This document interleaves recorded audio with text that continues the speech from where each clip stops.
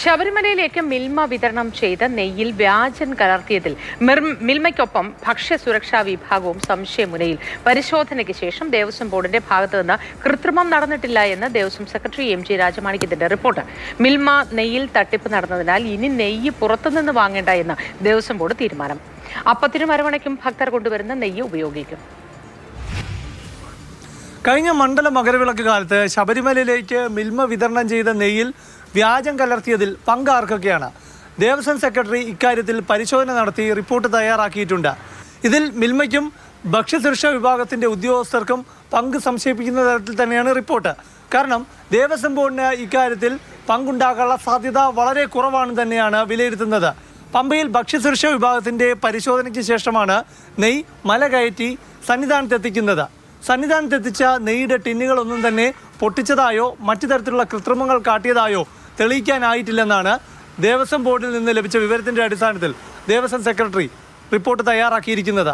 അതായത് മിൽമ ഉദ്യോഗസ്ഥരെയും അതുപോലെ തന്നെ ഭക്ഷ്യസുരക്ഷാ വിഭാഗത്തിൻ്റെ ജീവനക്കാരെയും സംശയത്തിൻ്റെ നിഴലിൽ നിർത്തുന്നത് തന്നെയാണ് റിപ്പോർട്ട്.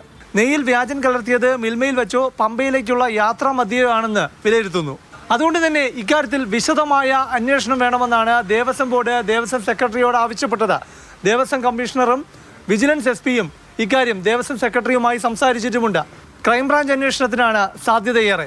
എന്തായാലും ദേവസ്വം ബോർഡ് മിൽമയുമായി നെയ്യ് കരാർ തുടരാൻ ആഗ്രഹിക്കുന്നില്ല. ഇക്കാര്യം ദേവസ്വം ബോർഡ് പ്രസിഡന്റ് വ്യക്തമാക്കുകയും ചെയ്തു. നെയ്യ് വാങ്ങേണ്ടതില്ല പുറത്തുനിന്ന് എന്നൊരു തീരുമാനം ഈ പ്രശ്നങ്ങളൊക്കെ വരുന്നതിന് മുമ്പ് തന്നെ ഞങ്ങൾ തീരുമാനിച്ചു. കാരണം ഇത്രയും നെയ്യ് വരുന്ന ശബരിമലയിൽ ഇനി നെയ്യ് വീണ്ടും പൈസ കൊടുത്ത് വാങ്ങിക്കേണ്ട കാര്യമില്ല എന്നൊരു യുക്തിസഹമായ തീരുമാനം നേരത്തെ എടുത്തിരുന്നു. കഴിഞ്ഞ മണ്ഡലകാലത്തിലേക്ക് മാത്രമാണ് മിൽമയിൽ നിന്ന് നെയ്യ് വാങ്ങാൻ തീരുമാനിച്ചത്. അത് 2025 PS പ്രശാന്ത് പ്രസിഡന്റായ ഭരണസമിതിയുടെ തീരുമാനമായിരുന്നു. ശബരിമലയിലേക്ക് വാങ്ങുന്ന നെയ്യിൽ മായമുണ്ടെന്ന ചില പരാതികളുടെ അടിസ്ഥാനത്തിലായിരുന്നു അന്ന് അങ്ങനെ ഒരു തീരുമാനമെടുത്തത്. എന്നിട്ട് മിൽമയുടെ നെയ്യിൽ തന്നെ വലിയ തട്ടിപ്പ് നടക്കുകയായിരുന്നു. ഞങ്ങൾ മിൽമ ഏൽപ്പിച്ചു. മിൽമയുടെ ക്വാളിറ്റി ഉറപ്പുവരുത്താൻ ലാബിനെ വെച്ചു. ലാബ് ക്ലിയർ ചെയ്ത് മുകളിൽ കയറി. ഇപ്പോഴാണല്ലോ നമ്മൾ അറിയുന്നത് മോശമായിരുന്നു എന്നുള്ളത്. ബോർഡിന് ഞങ്ങൾക്ക് എന്ത് വീഴ്ച സംഭവിച്ചു? ഞങ്ങൾക്ക് അവിടെ കൊണ്ടുവന്ന നെയ്യ് മോശമാണെങ്കിൽ അതൊരു മോശപ്പെട്ട കാര്യമാണ്. അത് ഉപയോഗിച്ചും പോയല്ലോ.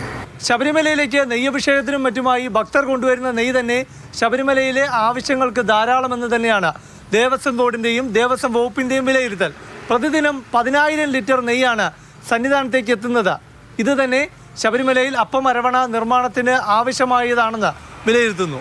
പ്രശാന്ത് കൃഷ്ണ, മാതൃഭൂമി ന്യൂസ്, തിരുവനന്തപുരം.